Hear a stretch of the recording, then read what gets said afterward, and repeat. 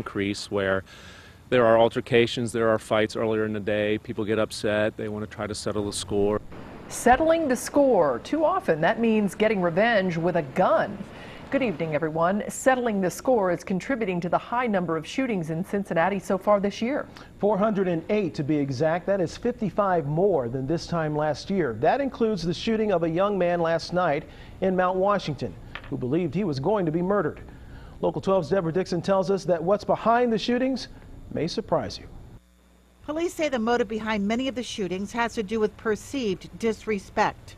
Street credibility diminished by something such as losing a fight. To get it back sometimes requires getting even. That's what happened yesterday here in Mount Washington. 21-year-old Karan Booker got in a physical fight with a young man earlier in the day and won. It was an altercation, it was a disagreement, some sort of fight. Lieutenant Borger said the guy who lost the fight came back to the neighborhood last night with a gunman and confronted Booker when he returned from a job interview. He produced a firearm and shot him in the hip. After the gunman shot Booker in the hip, he pointed the gun at him again and fired, but it jammed. Well, he thought that the guy was going to kill him, but when he fired, the guy fired again, the gun jammed. And if the guy tried to fire again, the gun jammed that time also. Pastor Mingo has known Booker since he was a boy and talked to him last night at the hospital.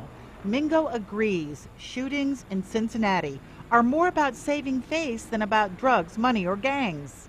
And it's sad that when some people get to the point that they don't care about what comes next, that what counts is basically them showing themselves they have credibility, showing themselves to be somebody you don't mess with. The same need for street cred contributes to Cincinnati's homicide rate. 70 so far this year, compared with 49 this same day a year ago. Deborah Dixon, Local 12 News. Lieutenant Borger says Booker is cooperating with the investigation and there are leads to follow.